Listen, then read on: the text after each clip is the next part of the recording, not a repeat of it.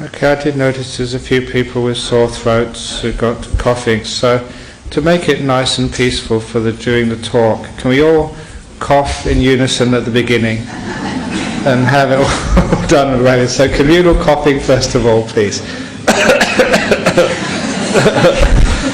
Thank you.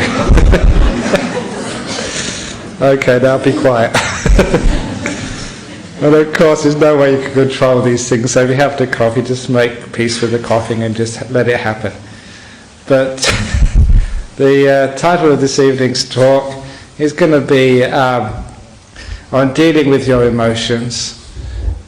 Somebody asked me, or a couple of people asked me for subjects to talk about this evening, and I wanted to focus on the big subject of your emotions and how we deal with them, especially in Buddhism, because this will cover a couple of requests which people have given for the Friday night talk. And you may notice that quite often when I give these talks on a Friday evening, that I don't really spend too much time talking about the theory of Buddhism and the intellectual part, which is just really the realm of thought. Of course that's part of Buddhism, and you can read about that in books, and sometimes I do go into those more intellectual and ephemeral parts of philosophy of Buddhist life. But what's more important, I found in practice, is just the emotional world and how to deal with life as we face it in our modern age, and especially how we deal with the emotions, which have a huge effect upon our physical and mental well-being. From those emotions, range from despair to raw anger, to inspiration, to love, to compassion, and all those emotions are a very important part of our life. And sometimes the theories and the intellectual abstractions, sometimes they don't address the reality of our emotional world. And I want to talk about that this evening, how we deal, with those emotions, how we identify them and make sense out of them and learn to move forward with those emotions. Because I do, and also the Buddha identified a distinction between emotions. There are some things which we do call the negative emotions, which are problematical. There are things such like grief, being angry, being afraid, wanting revenge, having the broken heart, whatever else those negative emotions are, we realize that they do impinge upon our happiness and our success in life, and they do hold us back from progress. And so those are what we call negative emotions, and there's many more you can include upon in that category. There's also what we call the positive emotions, things like inspiration, things like compassion. And one of the great positive emotions which too many people forget about is a positive emotion of peace. And I put that in the realm of emotions because that's something solid which empowers and motivates you. And I'll be talking about that towards the end of the talk. Usually we have to start with the negative emotions first of all. And of course I have to deal with that a lot. People usually come and ring me up or come and send me emails or come and talk to me about their negative emotions. Very rarely do they come up and say, Ajahn Brahm, I am so happy, I'm having a wonderful time. Everything is going well in my life. I'm just having so much joy. They say, no, I've just broken up with my boyfriend. My husband's just run away with my best friend. I just got the sack from work. I've got cancer. Someone has died. That's what the stock market has gone down, or the Eagles have lost. Whatever it is.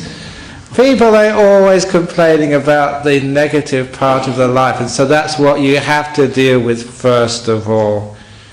And even sometimes in my monastery, people actually ring me up for counselling, and we call that dial a monk service. But sometimes, it gets so busy sometimes, I made this suggestion to have one of these answer machine services. Like you get in these government, press 1 for something. Because it has happened that sometimes their dog has died or someone else has probably, can you do some chanting for me over the phone? Can you do some Buddhist prayers, they ask for? And I've done that sometimes. I'm in the middle of the night to the opposite side of the world. They know the dog is sick, so I've done the chanting over the phone. Sometimes I'm too compassionate. But so I've decided to actually that if you want to, we can record these chants and have them on the recorder. So if you want a prayer, you can just press number 1. Why not? It's very easy. And then if you want to speak to Ajahn Brahm, you haven't got a prayer, so press number 1 anyway. So that way I get rid of everybody and have a nice easy time.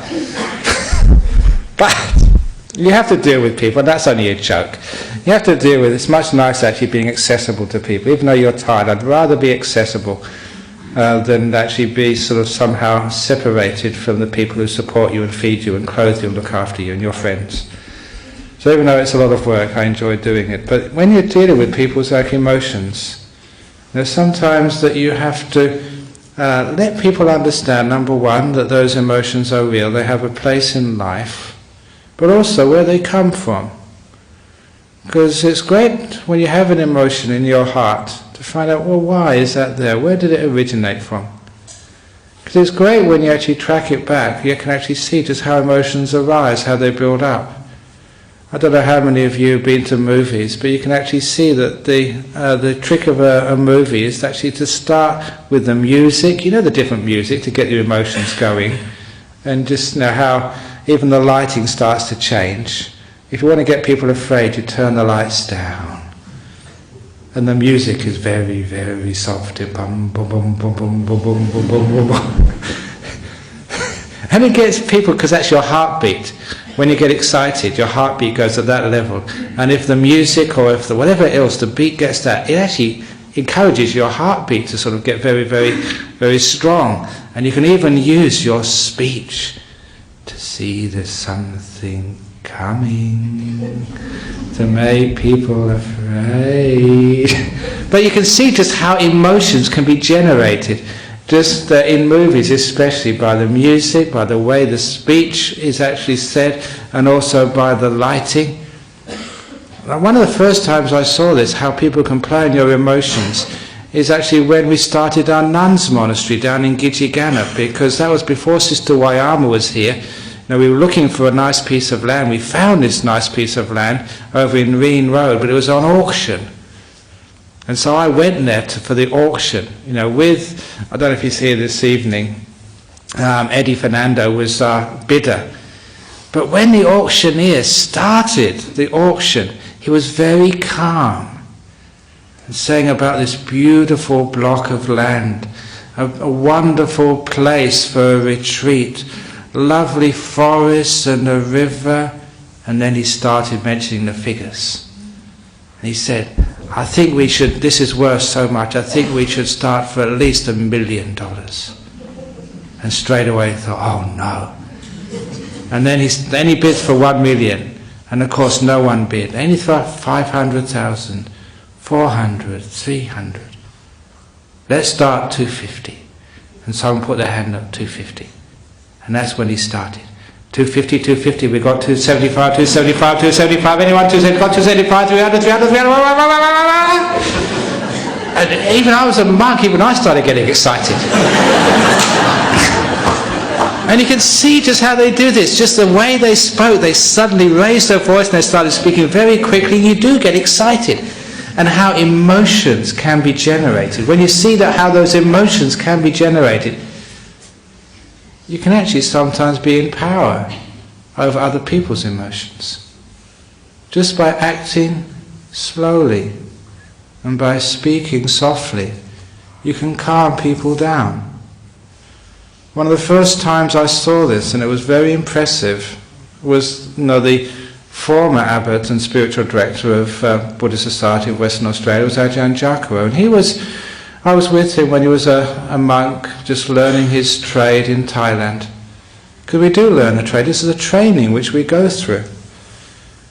And we were having our morning meal when a Thai lady ran into our dining hall. She ran in, and she's obviously very upset, because they don't usually do this, interfering amongst meal. And she was saying something in Thai, and I actually caught it after a while. She said, "Suchin is dead, Suchin is dead, she shot herself, she's committed suicide." And I got really quite excited too, because I knew that lady, she had cancer. We've been going to see her, talking to her, counselling her. She was a close disciple of the monastery, and that morning she shot herself. And this was her best friend who'd found her body. And she came into the monastery, just straight away, completely distraught, having found her best friend who committed suicide. You can understand what she felt like. And I understood that, and I looked at Ajahn, who was the head monk at that time, to see what he would do. You know, he understood what she'd said, and he put his head down and carried on eating. And this lady, she shot herself, she killed herself. And the monk just carried on eating, as if nothing had happened.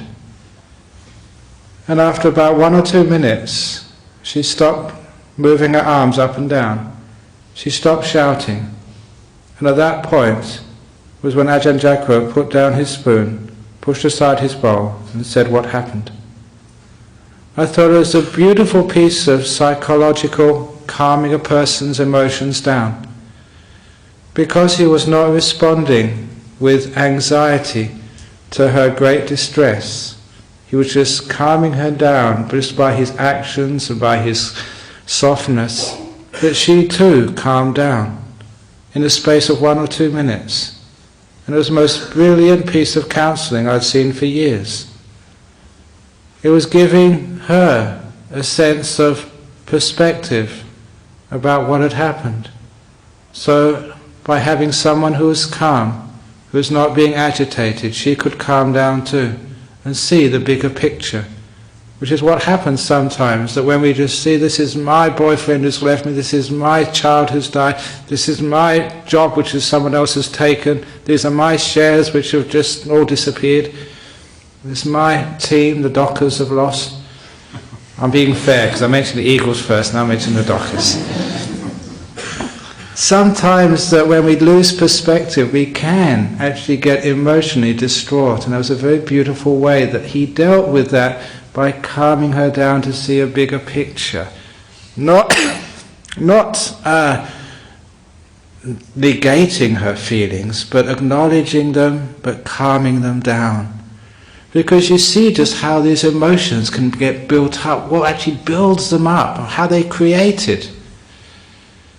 I just was at a funeral service this afternoon, and I enjoy taking funerals, because at a funeral service, you know, you do have a group of people who are emotionally raw. They've just lost a close member of their family or their friend. And I've seen many, many times just how grief can be created, or how that feeling of grief can be calmed down to get a different emotion coming up. I can actually see that. I remember even when my own father died, that obviously I knew my mother so well, but when my father died, she knew he was going to die. He came very close many times. When he actually did die, she was at ease and peace with it. But it was only when her cousin came in to the house and opened up her arms to my mother and said, "Oh, you poor thing." And of course that meant the floodgates of my mother's tears started coming. And I knew that if that cousin hadn't said that stupid thing, my mother would be much more at peace with the death of her husband and my father. It was as if that there was a social trigger there, that you've lost your husband, that you must cry, and that was pressed by this cousin when, before that happened, she did not need to go on that path of grief. And I've seen so often that our social conditioning creates these emotions. And one of the things which I love doing, if you're teaching at a funeral, is actually to give people other triggers. Triggers not to actually to generate these emotions in the same old ways, but look at them in a different way. To give different triggers to different emotions. Let's look at another sort of emotion of anger. Where does that anger come from? You know the old story that someone calls you a pig. I don't know if anyone's called you a pig today, but now I'm going to call you a pig. And what happens when somebody calls you a pig? You think, they have no right to call me a pig. Who does he think he is to call me a pig? I am not a pig, he shouldn't call me a pig. And every time you remember that I called you a pig, you allow me to call you a pig one more time. Every time you remember that, I'm calling you a pig again. Why do we do such things? Why can't we just say, he called me a pig, and then forget about it? Instead of allowing us to trigger that emotion of anger, ill will, whatever else it is. The anger which comes up in you, you allow it to happen. There's no reason for it at all. You don't have to follow that path. If you trace anger back, where did you get angry from? You can actually see as a series of irritations which you dwell upon, you think about, and you create the fire. Anger is like a blaze, like a forest fire, but all forest fires, they start just with a small spark. And even that small spark just starts as just a small little fire in the twigs or in the leaves. If you catch it quickly, it's just so easy to put out. But a lot of times we don't notice it that easily until it gets so big as a forest fire. And living in the bush and having experienced major bushfires, I notice how difficult they are to put out once they are fully alight. It's much better to catch them earlier. If you can catch these negative emotions earlier, through your mindfulness, through your awareness, through your mental training, it's not that hard to actually to transcend emotions such as anger or fear or grief. If we really want to, we can train ourselves. And it's not like a training of willpower, it's always a training of wisdom power, to see where these things come from, to see their cause, how they're built up, and catch them earlier. Even some of the people who have panic attacks, who get very afraid in certain situations. Sometimes you think that panic or the fear just comes up almost immediately, but it doesn't. There are signs there. And the trouble is that sometimes we're so busy that we're not really aware of what's going on either in our body or in our mind, because we're taking up with the needs of the moment. We don't actually notice just how these emotions are getting built up in us and how they are being reinforced by unskillful thought patterns. And even like depression, with another negative emotion, we create that, and again through some unskillful thinking, not being mindful, not actually understanding where these things come from. We build up the negativity minute by minute, day by day, until it gets so strong that only then we notice it, like the huge fire. So one of the ways of understanding these emotions, especially the negative emotions, is actually to trace back where they come from. If you're angry, if you're afraid, ask why. Over in Thailand, the Thais are just so afraid of ghosts. And it was amazing that sometimes, like, the one thing they're most afraid of was actually being with a newly dead body. And being a Westerner, I wasn't afraid of that at all. And I remember once when, I think it was Ajahn Chah's brother had died and was being cremated, I just told one of them, I'm just going to go and do some meditation by the corpse. He said, what? So just do some meditation by there. He said, have a cup of coffee. And I thought, that's really nice. And I couldn't understand why they were giving me all this coffee.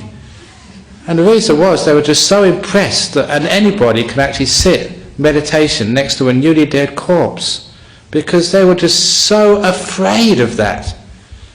So once I found that out, I always went to say, I'm going to sit by a corpse and got all this nice coffee. A bit of a scam, because I wasn't afraid. Maybe it was because at university I was part of the Psychic Research Society, and one of the things we found out that never ever once in 100 years of ghost hunting in UK has a ghost ever harmed anybody. So armed with that information, I had my research, so why be afraid? They can't harm me at all. So that way that I wasn't conditioned through fear. But the Thai people, and there's a few Thai people here, they have grown up with ghost movies. Ever since they were small, they saw these ghosts, and they're usually like heads with just entrails following behind. And they would do terrible things to people. And because of that, just even the mention of a ghost, I remember this story of this poor little novice staying in our monastery in Thailand. Because it was a cremation monastery, that day was the moon day when we used to meditate all night. That poor little novice, we did a funeral that day, and we were supposed to meditate all night in the hall. Now usually little novices, they're only about 11, 12 years of age, there's no way they would stay up all night. They would sneak off in the middle of the night back to their huts. We knew they did this. It was breaking the rules, but they're only small little monks, so we didn't mind, and we've got to be kind. Not this day. This night, that little novice, he would not leave the hall. Because he was just so afraid of the ghost. See, even those dogs must have been reborn in Thailand last lifetime. With great special effects. Now these... There they go again. Are you encouraging? Shut up, dogs. Now these... They're really going now. Now these ghosts, or rather this little novice, the poor little novice, stuck in that hall, 10 o'clock, 11 o'clock, 12 o'clock, and too scared to go out. When he got to about 2 o'clock in the morning, he couldn't hold his urine any longer. He had to go to the toilet. And the trouble is, the toilet was about 20 meters outside the hall, in the darkness. So this poor little, you can imagine what he felt like. He had the pain in his bladder against the fear of that ghost getting him. So he made a run for it, desperation. He ran and he got to the toilet and locked the door. He'd only been in that toilet for about a few minutes, and he heard the steps. And he came right to the toilet cubicle he was in and started scratching. Can you get a scratch from me? Like this, for this. I tried to get some special effects for the tape. And scratched at the door. And this poor little novice didn't come out of that toilet cubicle for about 3 hours. And when he came out, he was telling us the ghost came to get him, the ghost, and he heard it scratching. Another monk saw that ghost. You know what it was? It was a civet cat, like a possum. Now, because those of you who've been to Asia know they have squat toilets, so the toilet's actually on the floor. And that little possum, civet cat, every evening would go into that toilet cubicle to get some water to drink, from the toilet bowl. That was his drinking place. And so that evening, all that happened was this little possum walked to the toilet and was just scratching the door, please let me in, I'm thirsty. But that little novice, it was a ghost and they were coming to get me. Now you can actually see just how, because of wrong thinking, and because there was a funeral that day, been thinking all day, thinking all evening, and what was just a little jungle cat just coming for a drink, he thought it was a ghost, and he was in that toilet for about 3 or 4 hours. Poor little novice. Now what about you? What do you get afraid of? And are you any more intelligent, emotionally intelligent than that small little novice? Why is it that sort of these emotions, they catch us? And why is it? Because we don't see them coming, we encourage them too much. Every time we think negatively, oh, the ghost is going to come to us, or we think negatively, oh, I'm going to lose my job, or we think negatively, I'm going to get that cancer, I'm going to get it, I'm going to get it, no, I'm not, but I am. When you think negative like that, you're building up the emotions. The emotions you get are built up by many, many moments of unskillful attitudes and thoughts. But now we have them. So once you know where they come from, you know they are created. At least if you know that you create them, you actually bring them together, even like grief. Why do you have to have grief when somebody dies? Why can't we just celebrate the fact we've known these people for such a long time? What a wonderful time we had together. And now we just let them go. You never cry for the person who's died. You always cry for yourself. Your loss, nothing to do with them. So when we understand that we can do something about these things, it gives us a possibility to transcend those negative emotions. Because when you think about it, reflect upon it, what good does grief do? It doesn't help the person who's dead. It doesn't help yourself. It's not what the dead person really wants from you. They don't want you to be unhappy and to cry all those hours and days. If someone really loved you and you loved them, they want you to be happy, to live your life in as much fullness and joy as you possibly can. And if you really revere their memory, surely that's what you should do. Not to grieve for them, to be happy for them. For you to be happy for them.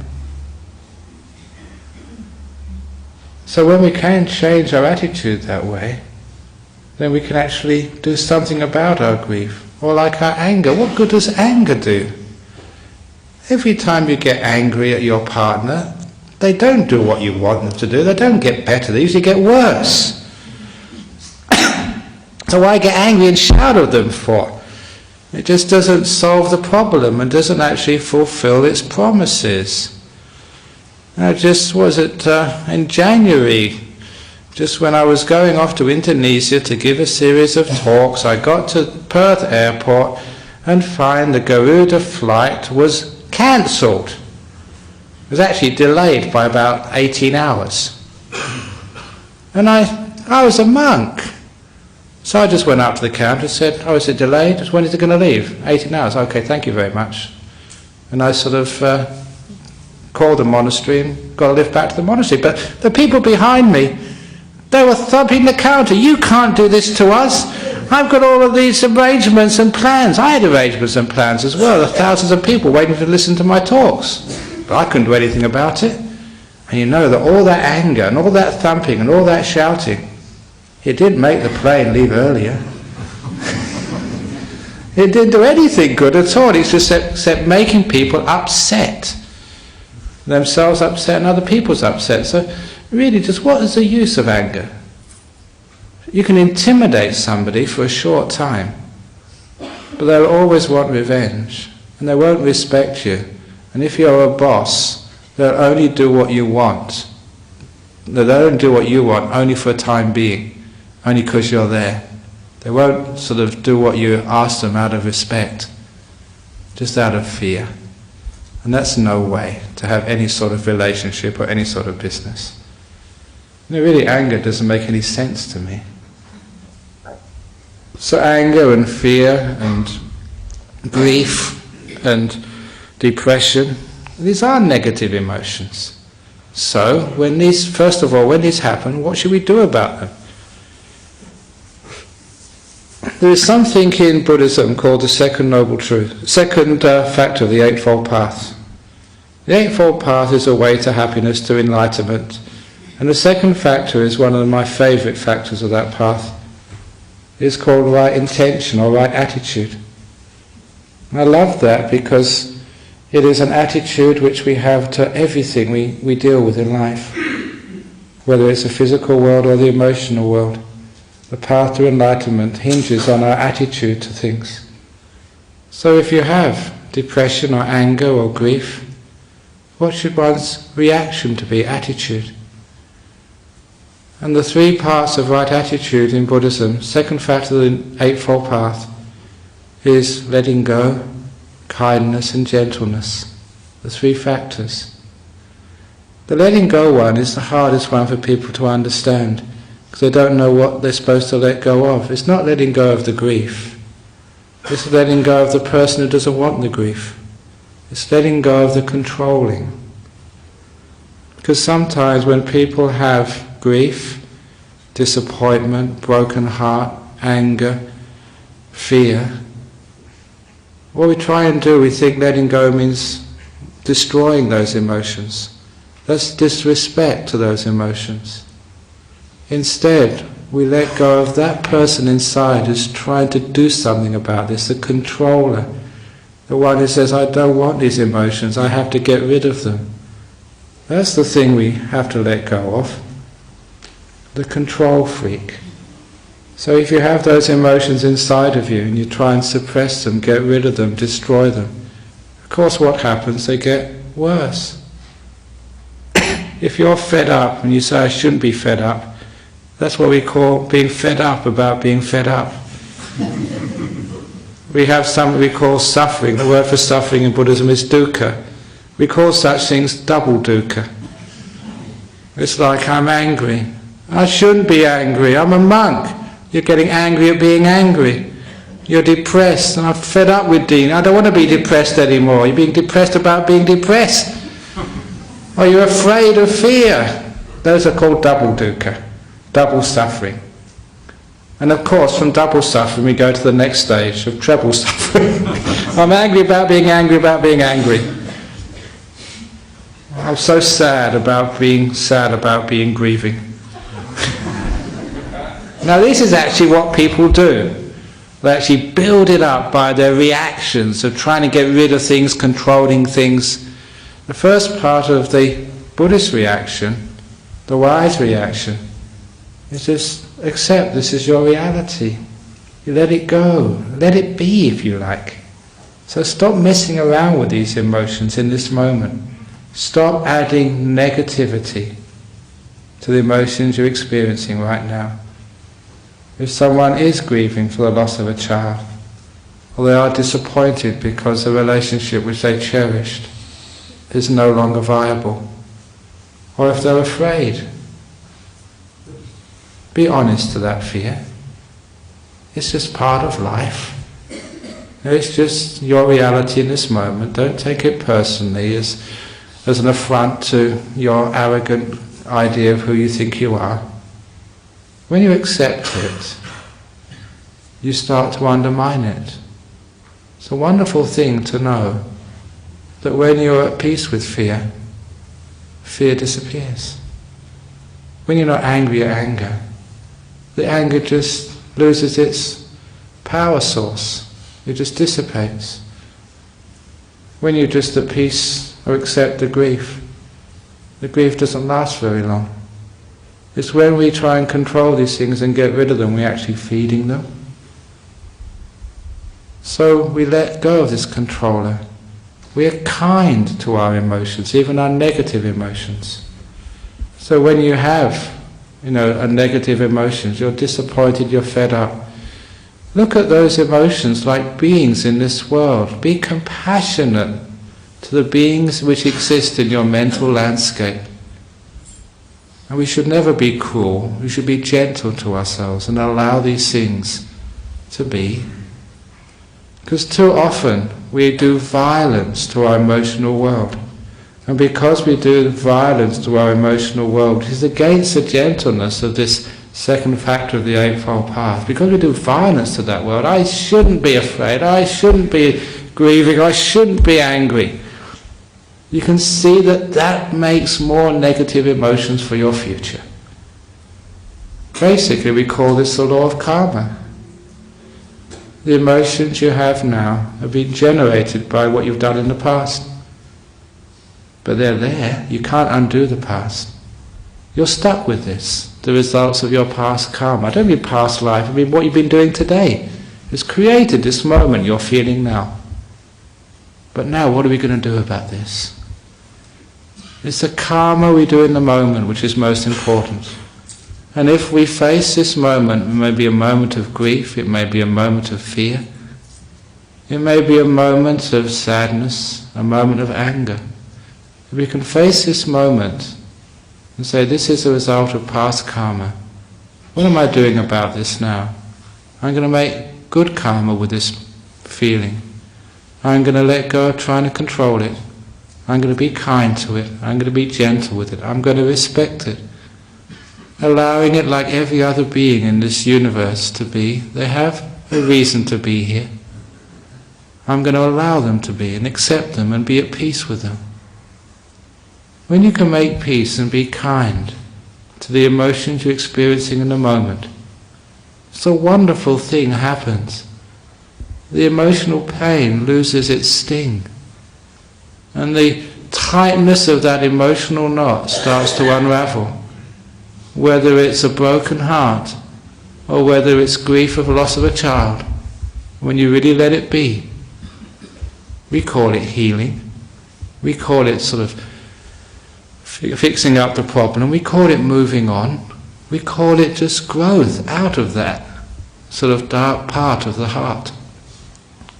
Things change. But when you fight those emotions, when you think they shouldn't be there, when you're not kind to them, when you try and get involved with it, you always mess up. So this is actually using this law of karma. These things are because of the past. What am I doing about it now? And that way you can actually take these negative emotions and they start to disappear. You know, they don't last all that long. There's a story, a wonderful story in my book, and the reason I mentioned it this afternoon at the funeral, the reason I mention it because I got a letter from the United States last week, and somebody has listened to the talks on the internet, they read my book, Opening the Door of Your Heart, and there's a story in there about the Emperor's ring. This too will pass. That story, if you haven't heard it before, it's a powerful story about an emperor, a young man who took over the kingdom when he wasn't really mature enough to know how to lead. And so whenever things were going well in his kingdom, he'd always have celebrations and parties. And because he was spending too much resources and too much time celebrating and not actually doing the running of the kingdom, the good times never lasted all that long. And when the terrible times, the bad times, bad economy, unrest, social disorder, whenever there was trouble in his kingdom, he'd get so upset and depressed, he'd stay in his room and sulk and cry, which meant he wasn't working during the difficult times. And the ministers, they realized that their leader, their king, their emperor, wasn't really working properly, and that's the reason why there's too many bad times, not enough prosperous times. You can't just tell these people what to do. Even these ministers in the Howard government, they can't tell John Howard what to do.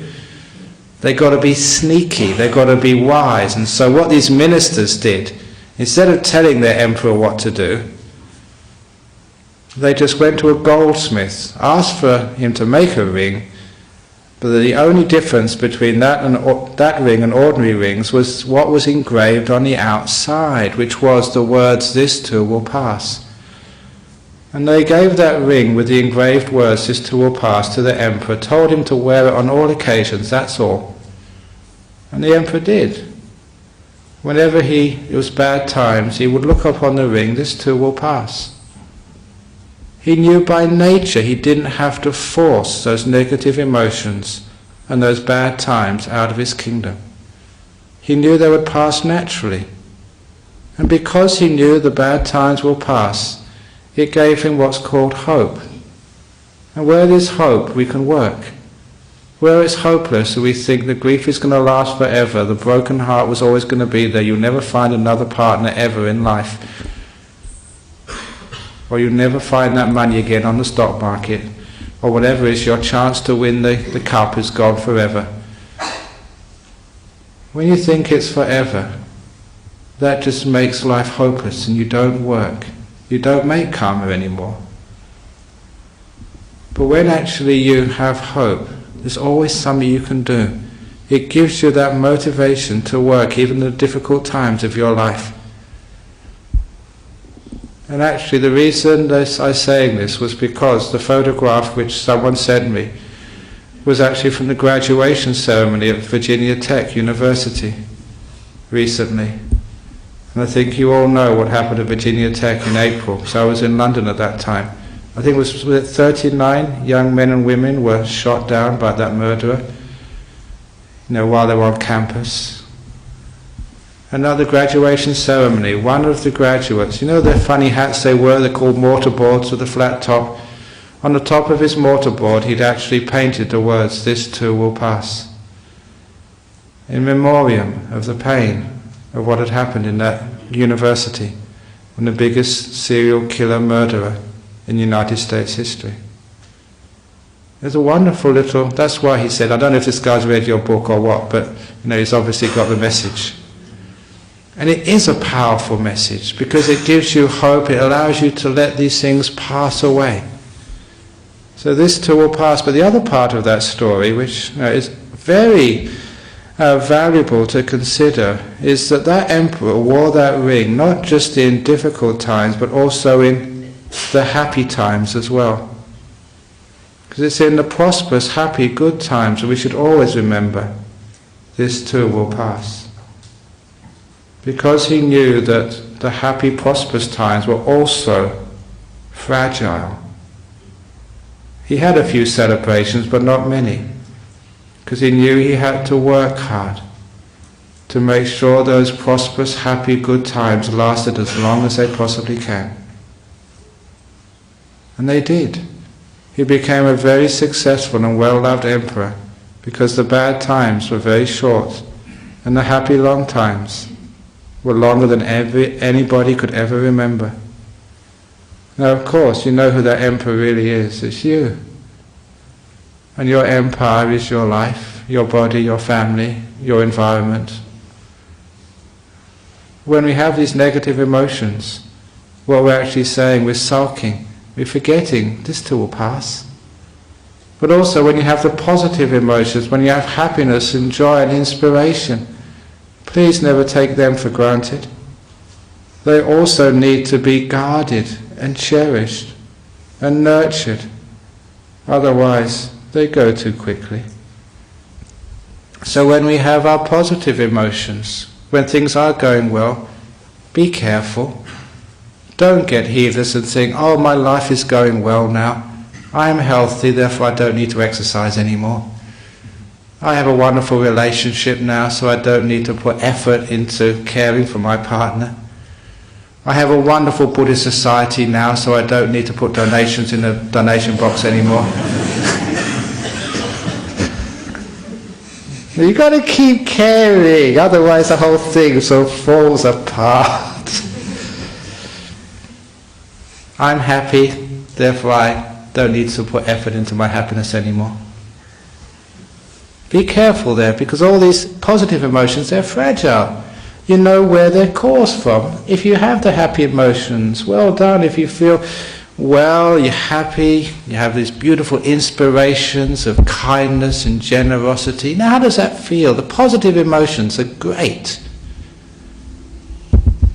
They need to be cultivated. Where do they come from? Just like the negative emotions. When you're happy, where does it come from? You can actually see the positive thoughts get more and more and more. Like in the movies, when they have a romance. In a romance movie, it's years since I've seen these movies, but I'm sure they haven't changed. They don't fall in love at the very beginning and get married. That happens at the very end of the movie. It all builds up to this. So the whole movie is building up to the suggestion that these two people are going to meet and be happy and all their problems are going to be solved. And that thought has been in your mind for again and again and again for about an hour and a half. So when they do meet, oh, at last they met, you get emotional, you start crying. Oh, isn't it wonderful? Because that emotion has been built over the whole course of the movie. Now once you understand where these positive emotions come from, you can actually start building them up inside of you. One of the things which I teach my monks, and teach nuns, teach yourself as well, the negative emotions, they come basically from what we call the fault-finding mind. You always see what's wrong in other people. You see what's wrong in yourself, what's wrong in the monks, what's wrong in the Buddhist society, what's wrong in the government, what's wrong in the whole world.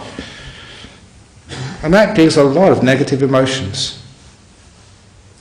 Why don't we look at the other side, not the fault-finding mind, what we call the gratitude mind, where we see the beautiful in our Buddhist society. You see the beauty, in your partner. You see the beauty in yourself.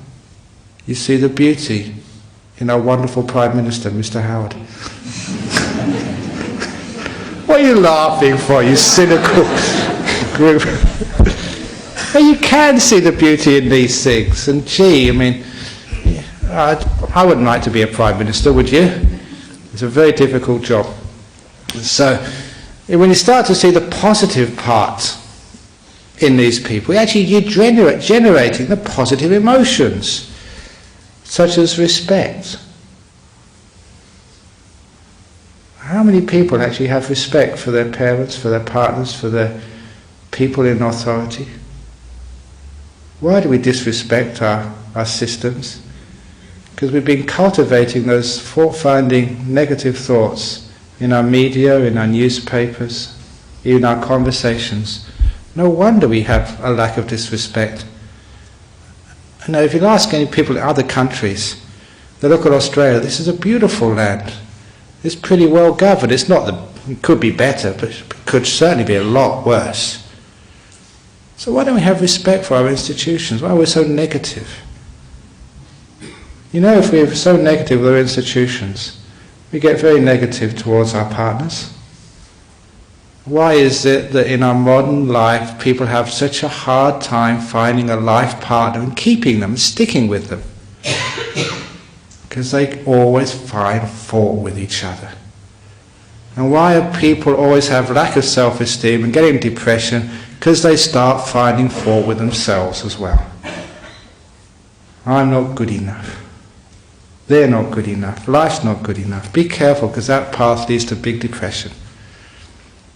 We're actually building up those negative emotions, and instead we can build up the positive emotions. We deliberately look for something in our partner we can respect and love and care for. We deliberately look in something in ourselves which we can love and care, respect. We deliberately look for something in life which we care about, we love and got passion for. And that way, by focusing on that, we're building up, generating the positive emotions of life. And when you start to learn how you can generate those positive emotions, the path becomes clear just how you can have a sort of control of this emotional world of yours.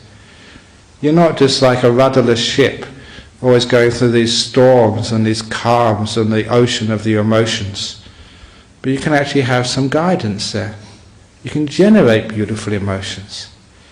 That's basically just what our whole path of Buddhism is. Letting go of the negative emotions and generating the very positive ones. Compassion is a positive emotion. It's not just something you talk about and just throw that word out, compassion. Yeah, we all know we should be compassionate. And I'm sure that in the Dalai Lama's talk, everyone's saying, yeah, we should all be compassionate. But then afterwards, when somebody sort of cut in front of them in the traffic jam, you stupid, you shouldn't do this. We have to actually act compassionately, be compassionate, generate this positive emotion. This is actually how we do this. Through our mindfulness and our care and our understanding of life, we realize whatever we're faced with in life, that's the result of old karma. What's the karma we're doing now? By generating this beautiful, allowing this moment to be, respecting this moment, but being kind to it, being gentle, we are actually developing these positive, wonderful emotions of respect, of gratitude, allowing things to be, compassion, even inspiration. What a beautiful emotion inspiration is. When somebody says something or does something and it just raises your heart and gives you happiness for hours, sometimes days, sometimes years. These are the emotions we should be developing. Imagine if we were a world which ran more on inspiration rather than its opposite, desperation. And inspiration, it uplifts us and gives us energy because the positive emotions empower you to do something really worthwhile in this world. The negative emotions, anger, fear, depression, grief, what does that do? That immobilizes you. Anger sometimes gives you some energy, but it usually just wears you out after a while. You can't do anything in this world. You can't do things. The positive emotions give you power and open the path to achieving something really worthwhile in this world. Things like love and compassion are not something which is your birthright. You develop these, you train for these things. Just like an Olympic athlete. You train and train and train by guarding your mind, changing the outlook, making good karma, mental karma, with whatever you have to deal with in life. Allow it to be. Be kind, be gentle. And you get this beautiful kindness and gentleness, this wisdom, this compassion, grows and grows in you. This is not just in your life. Even in that book which I wrote, Mindfulness, Bliss and Beyond, I made an important point even in meditation.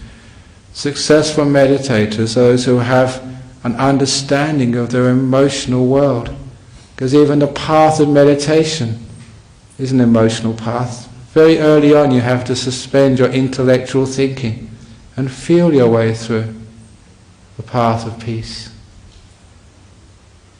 To allow that peace to develop into the amazing emotions which sometimes you get in deep meditation. You get so much joy and happiness, and where does that come from? Because you're grateful just to be in this moment. No fault finding. So gentle to every breath, to every mind moment. So accepting. And that builds up the most powerful emotion which I know, the inspiration of peace in deep meditation. And that has moved me to tears. I've cried many times as a monk, but not out of grief or out of anger or out of frustration. Just cried out of just pure inspiration, beauty, joy, delight, either in seeing the amazing, inspiring feats of others, or just seeing the beauty and peace in your own heart. This is actually what happens, and why I've often said that it's the females in general do better in deep meditation, simply because they have more familiarity, in general I'm saying, because there are many exceptions, and you're probably one of them. But I noticed that because you do need that emotional sensitivity to be able to allow these positive emotions to grow and to be able to develop them in the first place. Deep meditation is a powerful emotional state. It's not a blanking out. It's not an intellectual state. It's what you feel deeply. The whole point of mindfulness is being deeper where you already are. Feeling it, being it. Not with thought, but with this mindfulness which can accept the power of a still mind. And those forces get very, very strong. I'd say the highest emotion which I've ever felt is the emotions in deep meditation. So still but incredibly powerful. They move you to become monk. They move you to stay as a monk. They move you to teach. They empower you. So these are the very highest emotions.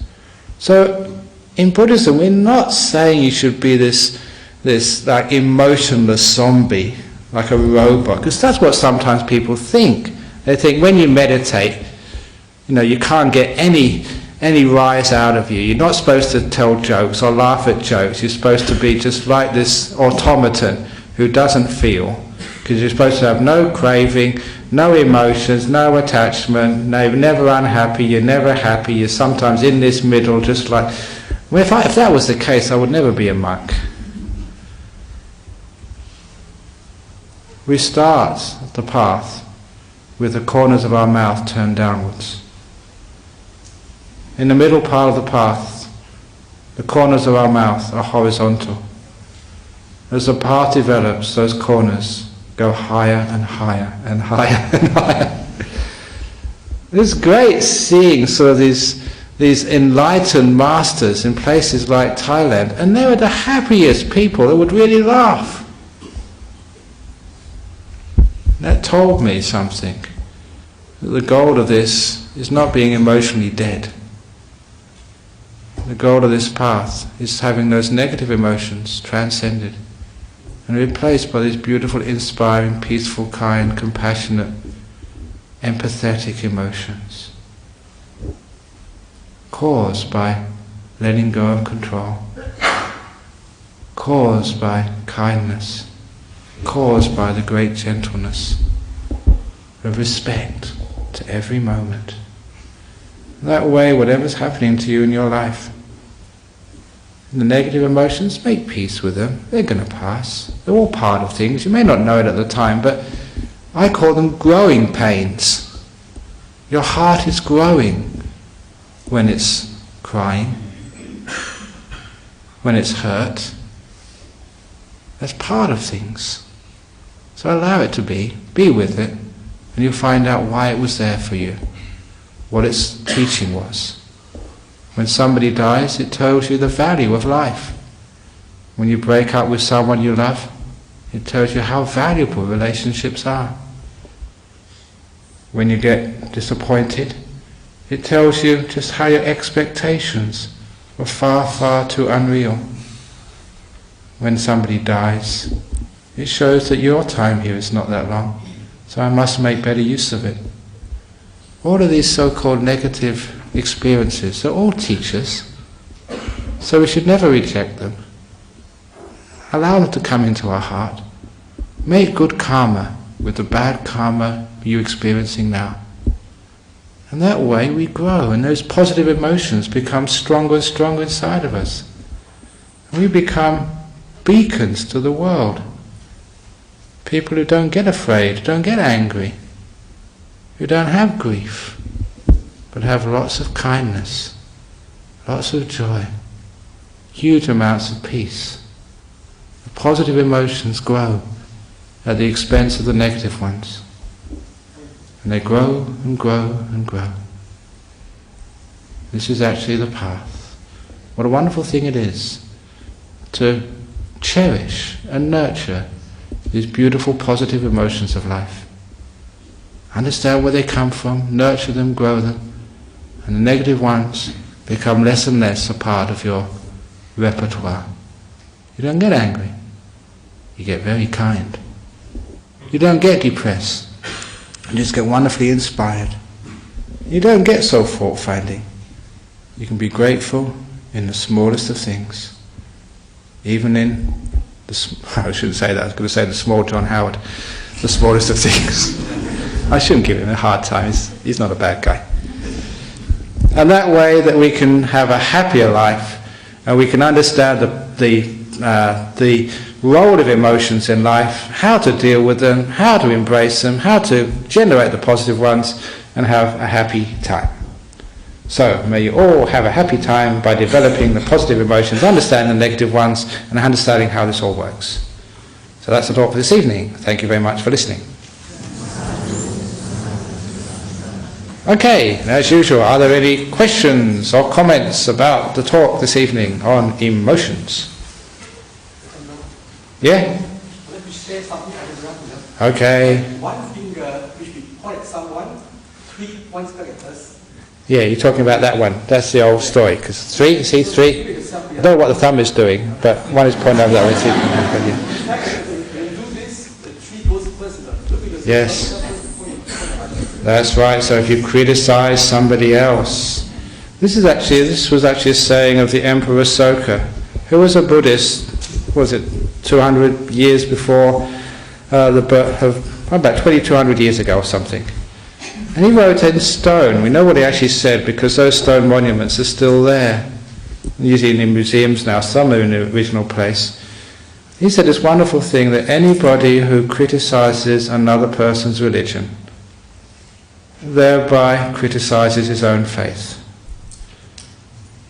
I thought it was a wonderful thing to say 2200 years ago. What a beautiful way of tolerance. If you criticize somebody else's religion, then you're showing your own faith is not really up to scratch.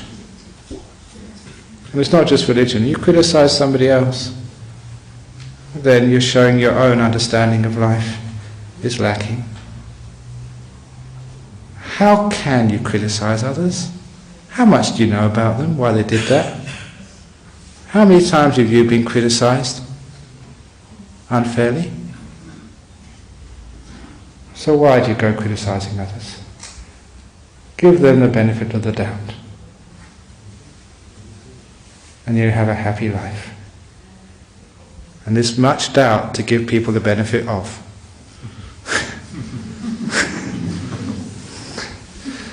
Okay, thank you for that, Eddie. So you've got a question here and then over there, yes? Your Holiness, I was intrigued with your labeling of grief as a negative emotion. Mm-hmm. The way I see it is negative emotions are destructive. Yeah. Now, when my mother died and I had grief, it wasn't a negative emotion. Out of my grief came hope and inspiration and determination and respect and all those things we talked about. And when a loved one dies and we have grief, I think I put it to you that we have grief because we have a connection. It's the spirit connection of us. It's the God part of us that connects with the God part of the other person. So therefore, it's the passing of the spirit, the acceptance. So when we have grief over death, it's about the passing of that spirit which we accept. So I put it to you that grief is not a negative emotion, but it's intrinsic in the emotion of love, because out of love comes joy and peace, patience, kindness, gentleness, faithfulness, goodness, and understanding and self-control. Now, in closing, you can make a comment on that, I appreciate that.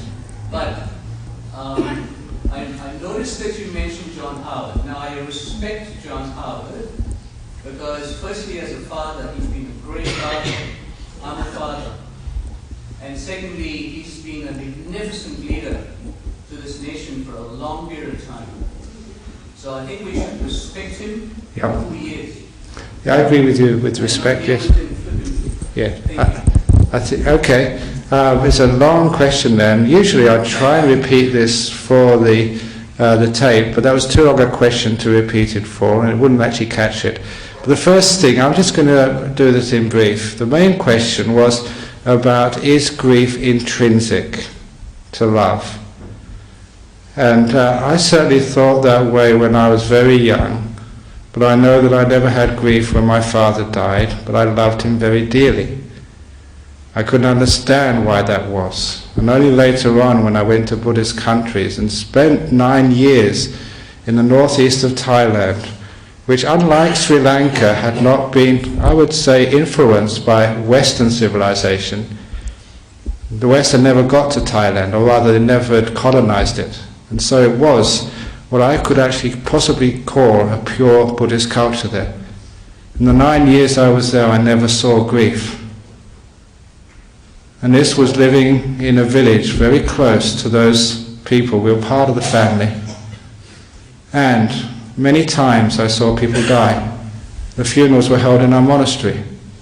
I never saw tears. It wasn't part of their repertoire. What that proved to me was that grief is not intrinsic in the human condition. There was a culture which didn't have it. And it wasn't just the funerals. You'd see them afterwards, the next day, weeks, months. These were part of your family, the extended family of a monastery embedded in a couple of villages in the northeast of Thailand. And those people loved each other. But there's another type of love, which is the love which will let go, which will let a person go into a death. So grief is, and we're not saying that grief is wrong or bad, we're saying that it is a negative emotion, because it does, and I've seen it many times, actually stop a person's growth for weeks, for years. As for you're disabled for the time that you are grieving, until that usually comes a time when you transcend that, you go through it and past it. And the quicker that happens, the better, I would say. And certainly, if you look in the Buddhist texts, the grief was never encouraged by the Buddha. He would always actually say that the wise person is beyond that grief, can understand the nature of life and death, and in that understanding can let that nature be, and never fight battles which you can't win. There is a famous Buddhist story, it's in the Dhammapada, I'll just go on with this. It's a man who cried for the moon, a man who lost his only son, and would go to the cremation ground every evening to cry and cry and cry. And his family let him cry for a while, but when he was crying overmuch, they wanted to find some way of overcoming his grief, which was going on far too long, ruining his health and his business, as I've seen happen. They hired an actor, and the actor went to the cremation ground also. And the actor was crying more than the father had lost his son. And when they met together, these two men crying their eyes out, and the actor crying more, the actor asked, "What are you crying for?" He said, "Oh, I've lost my son, he's dead." "What are you crying for?" said the father to the actor. He said, "I'm crying for the moon." "What do you mean crying for the moon? It's my birthday last week, and my father asked me, 'What do you want?' And I said, 'I want the moon, please.' And my father wouldn't get it for me, and I'm so upset, I'm crying for the moon." And the father said, "You're stupid, you're crazy, why are you crying for, no one can give you the moon." "You call me crazy," said the actor. "You're crying for your dead son, at least you can see the moon. Where's your dead son?"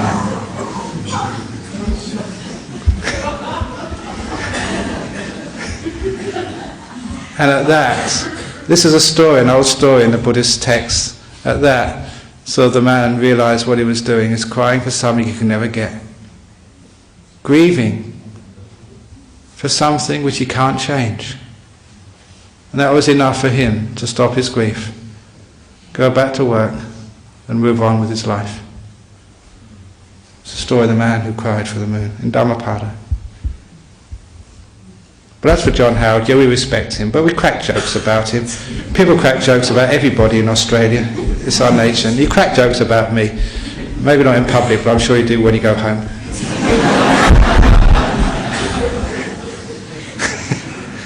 Okay, so thank you. That's really... Do you mind if we don't ask your question, Derek, because we've gone over time? So maybe can we... Sorry? No announcements. Okay, so the announcements is... There's no announcements tonight. So if you've got any other questions, or if you'd like to come and discuss that matter with me afterwards, so please come up after the talk is finished.